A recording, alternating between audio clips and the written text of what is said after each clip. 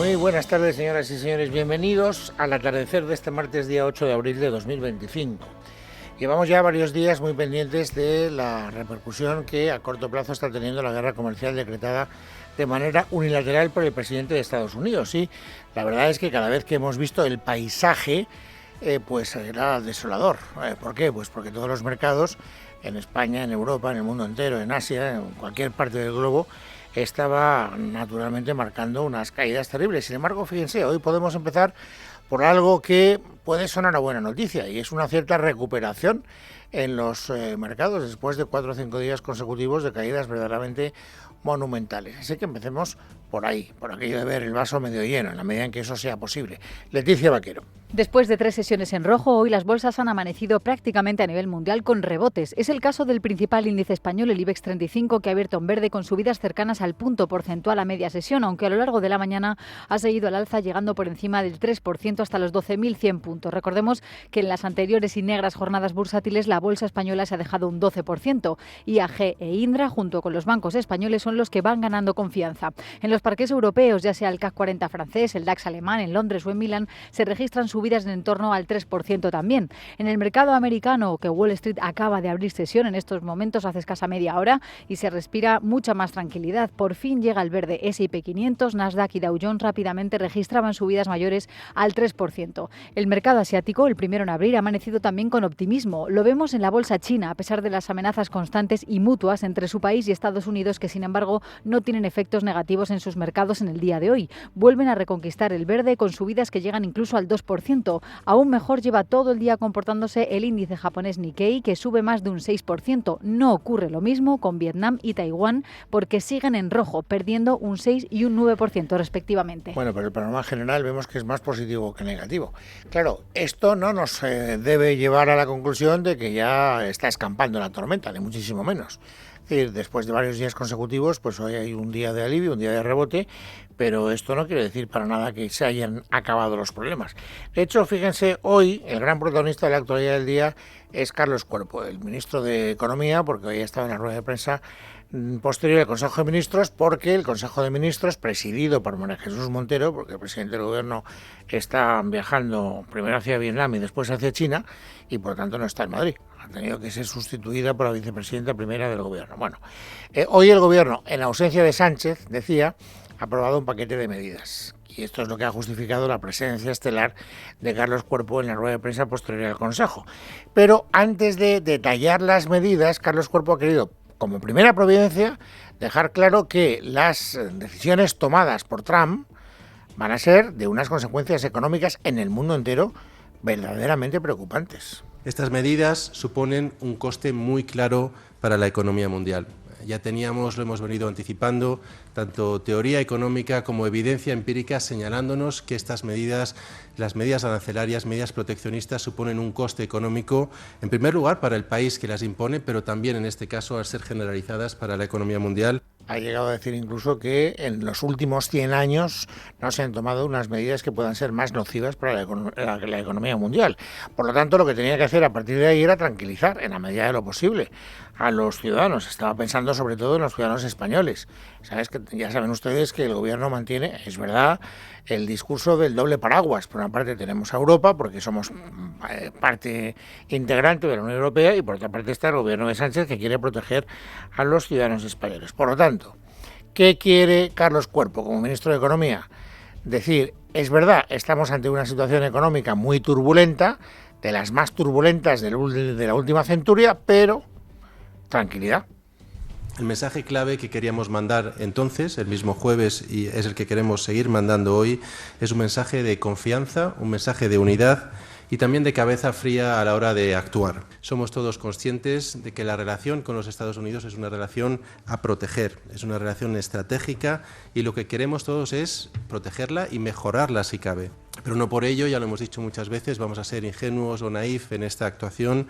Contamos, en caso de que sea necesario, con las herramientas necesarias a nivel de la Unión para defender los intereses de los consumidores, de los ciudadanos, pero también de las empresas y de las industrias europeas. Bueno, también es verdad que, no sé, a lo mejor yo me paso de listo, pero yo creo que un poquito tarde, tal vez, pero yo veo que el gobierno está dándose cuenta de que no nos lleva a ninguna parte declararle la guerra dialéctica a Trump. Todo el mundo sabe que lo que ha hecho Trump no nos gusta un pelo. Y probablemente Trump, pues no sé si pasaría con suficiencia un análisis psiquiátrico en este momento. Yo creo que está un poco para allá. Pero evidentemente no ganamos nada criticándole, por eso está el llamamiento, digamos, a tratemos de no deteriorar más de lo razonable las relaciones con Estados Unidos. Bueno, después de ese llamamiento a la tranquilidad, ¿qué ha venido? La concreción. Hoy el gobierno ha querido detallar ese primer plan parido por el gobierno para protegernos, en la medida de lo posible, de los efectos negativos de la guerra arancelaria. ¿Y qué medidas concretas ha querido hoy tomar el gobierno, presentar en sociedad el gobierno? Leticia Vaquero.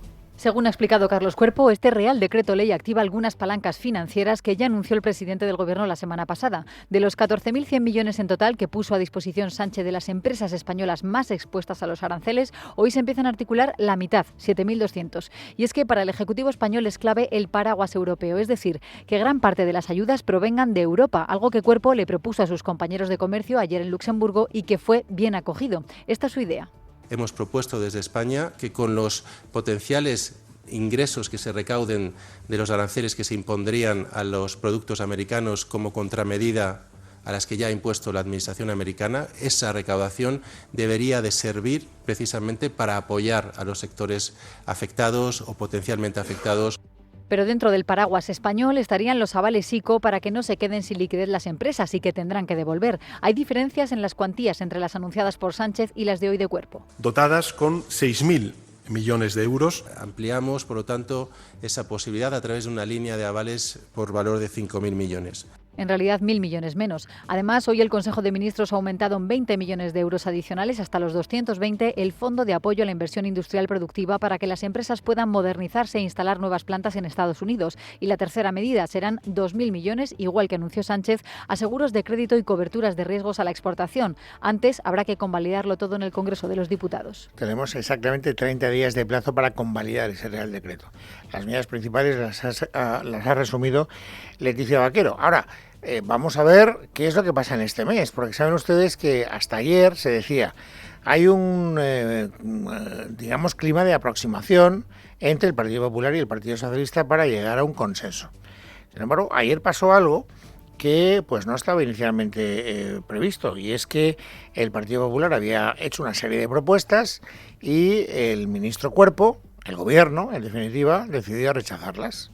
Y eso, pues, en fin, no sé, planteaba un clima hasta ese momento desconocido, no de acercamiento, sino de distanciamiento. A última hora, según nos ha contado hoy el portavoz parlamentario del Partido Popular, Miguel Tellado, se produjo alguna tibia rectificación por parte del gobierno. Una hora después de que la prensa publicase eso, que no habría cambios, el ministro llamó de nuevo para decir que podría hacer algún esfuerzo y podría hacer algún cambio. Y a las 12:20 de la noche de ayer enviaron un nuevo texto con alguna modificación, pequeña modificación, pero que no responde a las demandas fundamentales del Partido Popular y de los sectores económicos, de los sectores productivos afectados. Bueno, al Partido Popular le parecen pequeñas esas rectificaciones, esas concesiones del gobierno que acaban de escuchar. Hoy en la rueda de prensa posterior al Consejo de Ministros a Carlos Cuerpo le han preguntado precisamente por las concesiones que ha hecho el gobierno a requerimientos sobre todo del Partido Popular, pero también de otros grupos parlamentarios. Y Carlos Cuerpo, a la hora de concretar, digamos, esas concesiones, pues ha llegado a enumerar, si no me falla la memoria, hasta 3.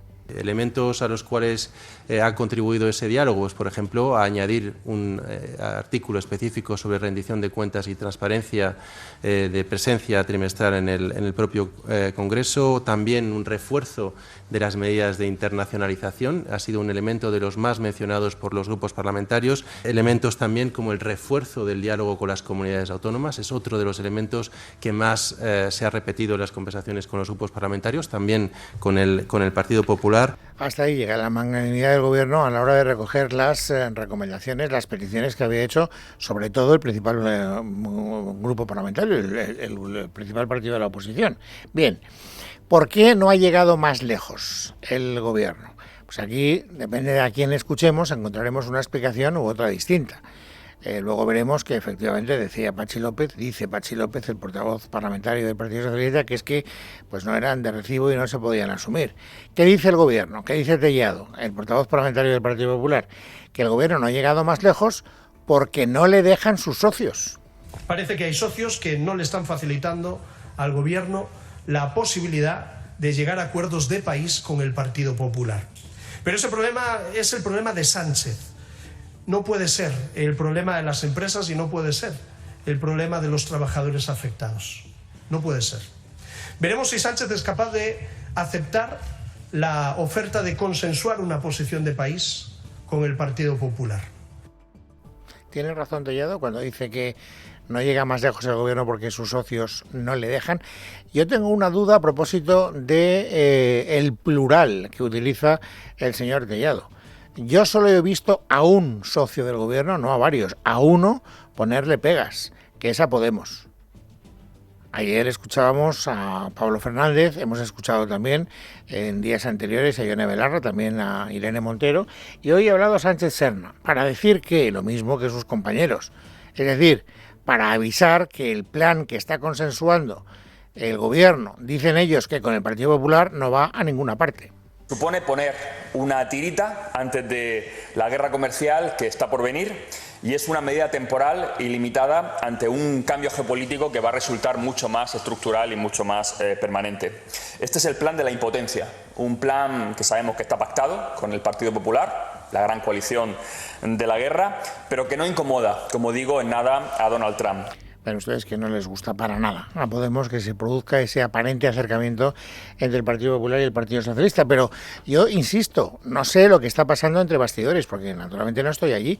Tengo que juzgar lo que trasciende a la opinión pública. Y lo que trasciende a la opinión pública es que el único grupo que le está poniendo pegas al plan del Gobierno y al acercamiento con el principal partido de la oposición es Podemos. Sumar no. De hecho, hoy Verónica Martínez no ha podido ser más, digámoslo así, magnánima. Creemos que estas medidas son adecuadas para dar una tranquilidad a las empresas, para dar la serenidad necesaria y generar una certidumbre dentro de un ámbito incierto a nivel global. Cuando estos aranceles, digamos, se concreten y veamos a qué sectores, a qué empresas, a qué trabajadores y trabajadoras afectan, tendremos que avanzar más. Y veremos entonces cómo se van fijando las posiciones de los grupos parlamentarios. Lo más interesante de todo es saber si se termina fraguando, si cristaliza el acercamiento entre el Partido Socialista y el Partido Popular. Hemos visto que de entrada están quejicas los del Partido Popular porque entienden que las concesiones del Gobierno son más bien escuálidas, raquíticas, magras. Hoy, sin embargo, la secretaria general del Partido Popular, Cuca Gamarra, ha dejado abierta la posibilidad de que de aquí a que se tenga que convalidar el Real Decreto, hay un plazo de 30 días, las, posiciones vuelvan a acercarse. Yo creo que queda mucho tiempo hasta la convalidación y que ahora lo importante es, tienen una propuesta encima de la mesa, por lo tanto lo que le decimos al Gobierno es que se siente, que lo lea, que lo analice y que piense en España y en las empresas españolas y con ello en los trabajadores de nuestro país. Es lo único que debería de hacer. Entendemos las dificultades que tiene dentro de su Gobierno, pero aquí se trata de otra cosa. Bueno, por lo tanto, compás de espera. Yo creo, me da la sensación de que el Partido Popular no ha querido hacer un discurso, no ha querido protagonizar un discurso que enrarezca el ambiente. Sin embargo, fíjense, si escuchamos con más atención lo que ha dicho el portavoz parlamentario del PSOE, Patxi López, antes les decía que íbamos a escuchar sus declaraciones, pues ya llegamos a unas conclusiones distintas, porque Patxi López no parece que esté tampoco por la labor de favorecer un clima de acercamiento. Le han preguntado por ese clima de acercamiento. Y fíjense lo que ha dicho el señor López. Los gobiernos gobernados por el PP, ¿qué han hecho? Claro, o sea, si es insuficiente uno, ¿lo suyo qué es? Hemos propuesto un plan, 14.100 millones, destinado, como digo, a proteger y a relanzar las empresas y a los trabajadores afectados por esto. El Partido Popular, en este caso, ha hecho una serie de aportaciones que el Gobierno valora, incorpora aquellas que se pueden incorporar en el decreto que ha aprobado hoy y estudiará otras para el futuro, para futuros desarrollos. La cuestión es que la mayor parte de las veces el Partido Popular dice no y solo no. sin hacer ninguna aportación. Hombre, si quiere usted favorecer un clima de mayor, digamos, concordia, pues a lo mejor unas declaraciones más conciliadoras podrían ayudar. Pone usted en ese plan, a lo mejor le da un ataque de orgullo a su, digamos, interlocutor, sea quien sea, en el grupo parlamentario del Partido Popular, y las cosas se complican un poco. Yo soy de los que piensan que al final el decreto se va a convalidar con el voto del Partido Popular. Es una opinión, faltan 30 días y vamos a ver cómo evoluciona esta situación. Entre otras razones, porque yo creo que el electorado de un partido y del otro, de los dos, entenderían mal, creo yo, que no hubiera una posición mancomunada a la hora de buscar refugio a las personas que están asustadas por la crisis que se nos viene encima. Sin embargo, hay un partido, Vox, que ha presumido de ser el que tiene mejores relaciones con Trump, que está marcando una diferencia sideral con respecto tanto al gobierno como al Partido Popular, porque los discursos hoy de Pepa Millán, de la portavoz parlamentaria de Vox, reparten a diestra y a siniestra. Nosotros rechazamos los aranceles de Estados Unidos porque son una mala noticia para nuestra economía y rechazamos esta postura hipócrita que están teniendo tanto el gobierno de España acercándose al régimen comunista chino mientras no se le cae de la boca la palabra democracia y libre comercio, y a un Partido Popular que un día se ofrece a liderar una moción de censura y al otro le falta tiempo para ir a la Moncloa a abrazarse a Sánchez y a salvarlo en sus peores momentos. Al final no me termina de quedar muy claro cuál es la posición del partido del señor Abascal, de Vox, la verdad, ¿no? O sea, ellos quieren que nadie ponga en duda que están en contra, lo acabamos de escuchar, de los aranceles de Trump. Ya llevamos varios días donde todos los portavoces Vox quieren dejar esa idea clara. Hay una especie de campaña, vienen a decir, por parte de los medios de comunicación para confundir nuestro mensaje y trasladar la idea de que nosotros estamos aplaudiendo los aranceles de Trump. Eso no es verdad, nos parece una mala idea y nos parece que están mal hechos. Vale, también lo dice en las declaraciones que acabamos de escuchar. A continuación, carga contra el gobierno y carga contra el Partido Popular. O sea que, si tuviéramos que hacer un resumen, carga contra todos. Contra Trump, contra el gobierno y contra el Partido Popular. Naturalmente a Trump terminarán salvándolo. Al gobierno no. Y al Partido Popular me temo que tampoco. Fíjense ya de manera específica lo que dice Pepa Millán del gobierno de Pedro Sánchez. El gobierno de España lo que tenía que haber hecho desde el principio era establecer unas buenas relaciones con Estados Unidos, porque tampoco hace falta ser un erudito para saber que te tienes que llevar bien con la principal potencia mundial. En contra de eso, lo que ha hecho Sánchez ha sido insultar al presidente de Estados Unidos, insultar al presidente de Argentina, insultar a la presidenta de Italia y ahora pretende aliarse con el régimen comunista chino, recibir el aplauso de Hamás y juntarse con el Grupo de Puebla, con todos los socios, por cierto, de Rusia. Bueno, esto es lo que dice Pepa Millán, que no deja títere con cabeza. Pero es que cuando luego mira hacia el Partido Popular, tampoco deja títere con cabeza. Es que en el Partido Popular están deseando ir a la Moncloa a salvar a Sánchez, siempre en sus peores momentos, para salvar el bipartidismo. Y nosotros le preguntamos al señor Feijóo, ¿qué gana protegiendo esta podredumbre? Conclusión, es posible que se llegue a producir un acuerdo entre el Partido Popular y el Partido Socialista, pero evidentemente de ese acuerdo no va a participar Vox, que está claramente marcando una posición distinta de todos los demás grupos parlamentarios. Hay que decir que tampoco han sido invitados a formar parte del diálogo, que por otra parte no me parecería mal. Yo no termino de entender por qué hay que excluir a la tercera fuerza parlamentaria de un diálogo, de un posible consenso, aunque luego sirva para discrepar. Si tienes que hablar, habla con todos, que al final representan a los millones de ciudadanos que votaron esa formación política, y es la tercera formación política del Parlamento de nuestro país. Pero bueno, no han sido invitados y ya empezamos a presumir que aunque hubieran sido invitados mantendrían un discurso que tampoco invitaría a pensar en un consenso que pudiera incluirles. Y luego hay dos noticias más, las dos en el ámbito judicial, que quiero contarles, porque es que si no hacemos monografía de la guerra arancelaria y nos olvidamos de otras cosas que estarían, yo creo que llamando nuestra atención de una manera poderosa en otro contexto informativo. Hoy hemos sabido, por ejemplo, algo que a mí particularmente me ha sorprendido mucho, lo tengo que confesar. Cuando yo supe que el Tribunal Constitucional había admitido a trámite el recurso que interpuso Dolores Delgado, la que fuera fiscal general del Estado, contra la decisión del Supremo de anular su nombramiento como fiscal de sala, dije, pues si ha admitido el señor Cándido Conde Pumpido ese recurso, será para darle la razón. Bueno, pues una sorpresa. Hoy el Tribunal Constitucional ratifica la decisión del Supremo y deja a Dolores Delgado sin fiscalía de sala, Miguel Ángel Pérez. Así es, fuentes del TC consultadas por Libertad Digital afirman que el Tribunal Constitucional considera que los recursos de amparo presentados por Dolores Delgado contra la decisión de la Sala de lo Contencioso Administrativo del Tribunal Supremo de anular su nombramiento como fiscal de Sala de Memoria Democrática y Derechos Humanos carecen de especial trascendencia constitucional. Las mismas fuentes consultadas apuntan que el presidente del tribunal, Cándido Conde Pumpido, no ha participado en esta ocasión en la deliberación por haberse abstenido previamente. No obstante, cabe destacar que el pasado mes de enero el Pleno del propio Tribunal Constitucional sí admitió a trámite el otro recurso de amparo presentado por Dolores Delgado contra la sentencia de la Sala Tercera del Supremo que anuló su nombramiento como fiscal de Sala militar. En esta ocasión, Cándido Conde Pumpido sí participó en la votación y se admitió a trámite el recurso, a pesar de que el propio Conde Pumpido se tenía que haber abstenido, ya que fue jefe de Dolores Delgado en la Fiscalía. Y todavía vamos a tener que requerir la colaboración informativa de Miguel Ángel Pérez para una segunda cuestión que tiene que ver con la corrupción. Estamos hablando muy poco de la corrupción porque la guerra arancelaria ha desplazado el interés informativo de otros intereses, pero fíjense, se sigue investigando el fichaje por parte de la Audiencia Provincial de Badajoz del hermano del presidente del Gobierno. Y hoy, en las declaraciones de los testigos, ha quedado claro algo que creo que es bastante revelador.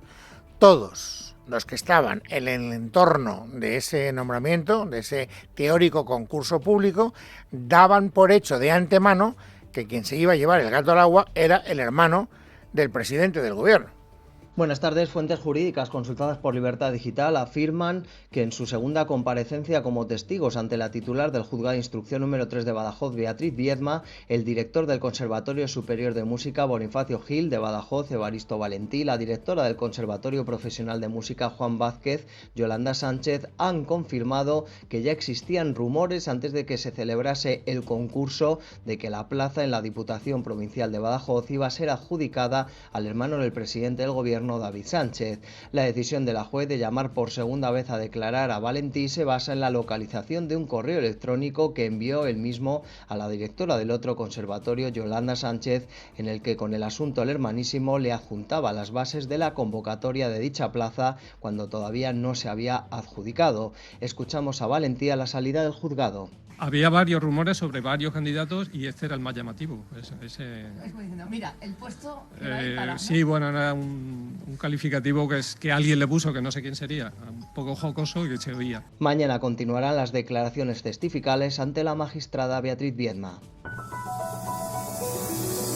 Bueno, pues es martes, es día 8 de abril de 2025. Vamos, amigos, ahora a completar el paisaje informativo sobresaliente del día. Noelia Bautista, bienvenida, buenas tardes. Buenas tardes, Luis. Vamos a comenzar con una reacción de ultimísima hora al hilo de la investigación del hermano de Pedro Sánchez. Atención, porque en el día en el que ha dejado claro varios directivos, como contaba Miguel Ángel, de conservatorios de Badajoz y han reconocido ante la juez que el puesto parecía que estaba dado de antemano, defiende su abogado que es optimista en cuanto al proceso judicial abierto contra David Sánchez. Emilio Cortés, como van a escuchar, resta importancia a las pruebas aportadas hoy, los testimonios y también el mail del hermanísimo. No sé si habrá que investigar algo más de mi cliente, no sé si habrá que seguir buscando a ver, no sé qué faceta de su vida le queda, ¿verdad? Pero la imaginación es libre y muchas veces fértil. Yo, respecto al estado del procedimiento, sigo pensando lo mismo que el primer día y desde luego soy optimista respecto a la práctica de las diligencias de prueba que se han llevado a término hoy, porque y puestas en concurso con todas las demás, o sea que en este sentido tengo un diagnóstico bastante optimista del estado concreto del proceso. Y del hermano a la mujer del presidente, porque también hoy hemos conocido parte de la declaración de la que fuera su asesora Moncloa, Cristina Álvarez. Lo ha publicado La Razón y, según su declaración, declaró ante el juez Peinado Álvarez que a ella, y esto es textual, le contrató Begoña. Es más, da el dato de que le contrató cuando el presidente del Gobierno ganó la moción de censura en 2018. Fue entonces, dice, cuando se puso en contacto con ella la propia mujer del presidente por teléfono. Pues bien, atentos a una declaración muy interesante que es la que ha dejado en esta casa, en los micrófonos de Es la Mañana de Federico, el alcalde José Luis Martínez Almeida. Señala el primer edil madrileño que esta es la razón por la que el PSOE no aparta a Reyes Maroto, a su rival, a la portavoz de los socialistas en el ayuntamiento. Está todo supuestamente relacionado, dice. creo que debería estar fuera de la política como Pedro Sánchez, es decir, creo que la política no merece a personas como Reyes Maroto, y lo como miente y en mi opinión está de corrupción hasta el cuello Reyes Maroto. Yo creo que a Reyes Maroto es sostenida por lo que sabe de Begoña Gómez. Reyes Maroto estuvo en ese famoso viaje a San Petersburgo, Reyes Maroto es amiga de Begoña Gómez y yo creo que eso es lo que la sostiene, no la pueden dejar caer porque sabe demasiado de Begoña Gómez. Al margen de los tribunales ya les hemos contado, les contaba Luis, el Real Decreto que se ha aprobado hoy en el Consejo de Ministros, pero no ha sido el único. El Gobierno ha aprovechado también para dar luz verde a una partida presupuestaria de 2.000 millones de euros para el gasto en defensa. Ha dicho la ministra portavoz Pilar Alegría que era un pago para gastos ya comprometidos, fruto de que tenemos presupuestos prorrogados y que hay que ir ajustando. Pero la pregunta ha ido dirigida a la ministra de Sanidad como ministra de Sumar. ¿Qué le parecía y si se ha manifestado en contra? Se lo han preguntado a Mónica García. Responde. Bueno, como ya saben, o como contará la ministra portavoz, como saben, son compromisos adquiridos en defensa antiguos. También, como saben, dentro del gobierno de coalición tenemos nuestras discrepancias sanas y efectivamente hemos presentado tanto en su momento como ahora observaciones, pero sí que compartimos, creo que algo que es esencial, que hemos dicho desde este gobierno desde el principio, es que necesitamos una autonomía estratégica que vaya más allá del gasto militar. Como han escuchado, la ministra no ha querido entrar en polémicas, como sí ha hecho a primera hora en Televisión Española la candidata de Podemos a las generales. Atención a Irene Montero porque tacha este gasto directamente de robo a los ciudadanos. Hoy el presidente no debería autorizar ese robo de 2.000 millones de euros para invertir en tanques en lugar de en escuelas o hospitales, que es un robo a la ciudadanía. La estrategia de rearme es un gran robo. Es un robo a gran escala. Se trata de desposeer de recursos a la gente, quitar ese dinero de la sanidad, de la educación, de las pensiones. Esto es lo que ha dicho Marrute, ¿eh? Quiero que saquen el dinero de las pensiones y de la sanidad para llevarlo a las armas. Y con ese dinero comprar más armas que van a ir a beneficio de la industria militar estadounidense. Nosotras pensamos que para hacer lo que hay que hacer, en este momento habría que abandonar esa estrategia de rearme, salir de la OTAN e intervenir los sectores estratégicos de la economía, como hicimos en la pandemia, para que la gente no pague una pasta por hacer la compra cada semana y por el alquiler y por el precio del gas.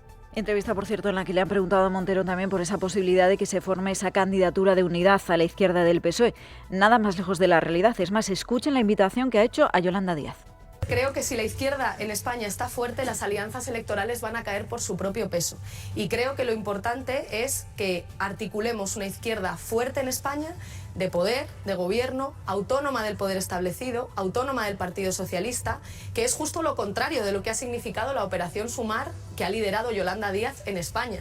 Por tanto, creo que igual que nosotras tenemos la tarea de poner en pie a la izquierda, el Partido Socialista también tiene la tarea de hacer la unidad con aquellos sectores del PSOE que ahora mismo están fuera del PSOE. Declaraciones por las que le han preguntado directamente a la portavoz de Sumar en el Congreso y allí Verónica Martínez no ha querido entrar al trapo. Bueno, yo sobre la opinión de otra persona no voy a comentar nada.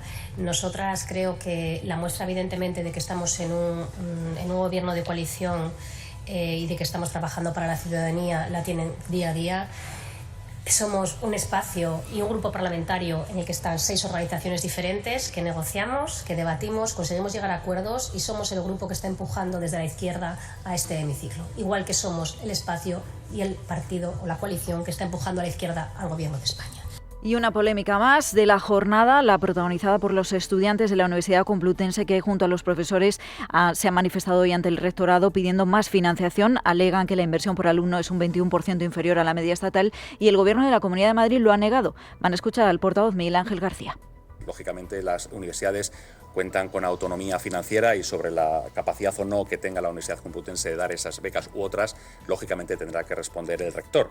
La Comunidad de Madrid está dotando a las universidades de la financiación suficiente. Estamos financiando con más de 1.160 millones de euros las universidades públicas madrileñas. Desde que Isabel Díaz Ayuso es presidenta de la Comunidad de Madrid, la inversión para las universidades públicas ha crecido un 20%, que se dice pronto, y en este presupuesto 2025 ha crecido por encima del 4%. Justificaciones que no han servido a la ministra de Ciencia y Universidades. Diana Morán carga directamente desde el atril del Palacio de la Moncloa contra Isabel Díaz Ayuso. Yo creo que venimos asistiendo desde hace ya meses a un despertar de la voz de la comunidad universitaria frente al maltrato sistemático al que está siendo sometida la universidad pública en la Comunidad de Madrid. Y yo me alegro de que la ciudadanía alce la voz y que se haga la pedagogía suficiente para que la sociedad sepa que la universidad pública en la Comunidad de Madrid está al borde del crack. Por cierto, que igual que contra Ayuso, también ha cargado contra Mazón y contra Feijóo desde el atril del Palacio de la Moncloa por no quitarlo del medio. Claro, es que ella es ministra y al mismo tiempo es la jefa máxima del socialismo valenciano. Pero me sorprende, Noelia Bautista, que ni una sola línea a dársela al Real Madrid. ¿No es un acontecimiento interesante? Además he tenido que ir recortando. Ya estamos fuera de tiempo y no tengo tiempo para tu Real Madrid, lo siento. Bueno, pues venga, 4:30, 3:30 en Canarias. En casa de Herrero, Es Radio.